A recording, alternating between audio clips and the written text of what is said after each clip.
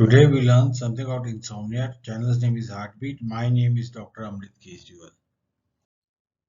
Sleep. Now all of us require sleep, without which life becomes very difficult. So it is needed for our good health, safety, quality of life and performance. It is essential for us to function for our day-to-day life, and adults usually require 7 to 8 hours of sleep. So what do you mean by insomnia? It's a common sleep disorder, and any of the following features can be present for insomnia: difficult to fall asleep, difficult to maintain sleep, wake up early and unable to get back to sleep. So these are the different features of insomnia, common sleep disorder: difficult to fall asleep, difficult to maintain sleep, and wake up early and unable to get back to sleep. Duration. If it's acute, it's usually in days or weeks, and should be some trauma or stressor, and chronic more than a month. So the sleep can be classified in acute or chronic depending upon the duration of insomnia.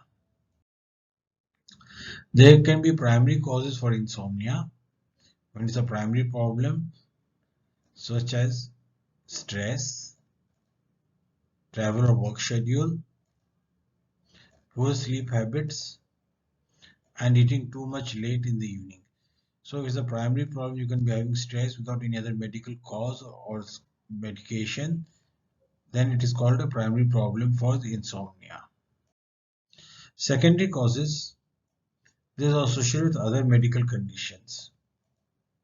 It can be associated with mental health disorders such as anxiety disorders. It can be associated with some medications, medical conditions, coexisting medical conditions, bronchial asthma or breathlessness while lying down. It can be sleep-related disorders such as sleep apnea, restless leg syndrome. So you can see the various secondary causes. And again, of course, caffeine, nicotine, and alcohol, they themselves can cause secondary insomnia. Symptoms of insomnia: difficulty in falling asleep at night, waking up during the night and unable to sleep again, waking up too early, not feeling fresh after a night's sleep, daytime fatiguability or drowsiness, irritability, depression or anxiety, difficulty in concentration or remembering, increased mistakes, and ongoing worries about sleep. So these are different features, symptoms you can get of sleep, insomnia. When do you visit a doctor? Now, if you're having insomnia, then when should you visit a doctor? Well, then if you fall asleep in day without provocation, difficulty in working during the day, disturbed sleep over a month without an apparent cause, feeling of not getting sufficient sleep, severe snoring or a pause in breathing during sleep. So now insomnia and aging. Again, people are having, as they become older, they'll sleep less. So in the old age, changes in sleep pattern, sleep often becomes less peaceful as the age increases. So people when they're younger, they used to get disturbed when there's a loud noise, but when they're older, the sleep gets easily disturbed by the same amount of noise. Changes in activity. As age increases, people become less active socially and physically. Changes in health. Now, coexisting medical illness issues occur. So they're passing urine at night. Some people become diabetic. Some people have prostate problems. So again, all these may lead to insomnia. And patient may require more medications, and usually more medications that are required. Some of these medications may interact and produce insomnia. There are various risk factors. Females. Now, there are changes in hormones during the menstrual cycle and menopause.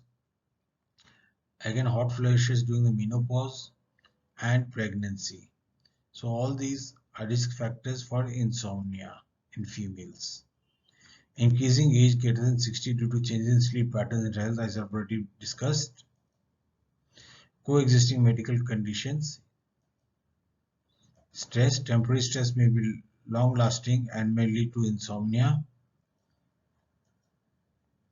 And you have the irregular schedules, such as irregular shifts and lifestyle. Some weeks you're working in the day, sometimes you're in the night, or you're having alternate day and night. So all these will cause the risk factors for insomnia.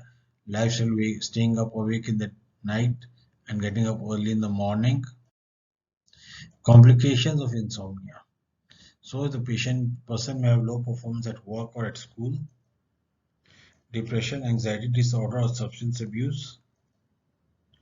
High blood pressure, obesity, and heart problems. There may be a higher risk of falling and slow reaction time while driving and a high risk of accident. So these are various complications that may occur: depression, anxiety, or substance abuse, high blood pressure, obesity, and other parts of the metabolic syndrome, high risk of falling and slow reaction time while driving, and high risk of accidents. Diagnosis. Well, in the medical diagnosis is usually by the history. Clinical examination, which requires a physical examination. The doctor may examine for thyroid abnormalities, he may examine your pulse, or he may look for some other coexisting medical illnesses. Investigations, which include blood tests, again for the thyroid, and sleep studies. In the history, what will the doctor ask you? He'll ask you all the sleep related questions, determine the sleep wake pattern, level of daytime sleepiness, and he may ask you to maintain a sleep diary for a couple of weeks. So this will give him a better opinion, and so you can judge your insomnia better. Principles of treatment. Changing sleep habits. Looking for issues that may be associated with insomnia. So some people may be in the habit of sleeping in the day or taking naps, and simultaneously look for issues that may be associated with insomnia. So he may look for stress, medical conditions, and medications. These are common things we should look for, common issues that may be associated with insomnia. Behavioral therapy, stimulus control therapy, relaxation techniques, stress restriction, sleep restriction, remaining passively awake, trying to stay awake rather than expecting to fall asleep, and light therapy. In this, a person is exposed to bright light, and this may help in stimulation for sleeping. Prescription medicines. Now, prescription sleeping pills may help, especially if the patient has a temporary stress, and it may help to get sleep, it may help to stay asleep, or it may help to both. But these are best avoided. These have their own side effects and adverse effects, or side effects. They may cause daytime drowsiness, increase the risk of falling, and maybe habit forming. So it is better to avoid the prescription medicines as far as possible. Prevention. Well then, keep your daily schedule fixed, including weekends. Don't stay awake for late once a day, once in the night, and next day you're sleeping overtime. Do regular physical activity. Check your medications whether they're causing insomnia. Avoid or limit naps, especially in the daytime.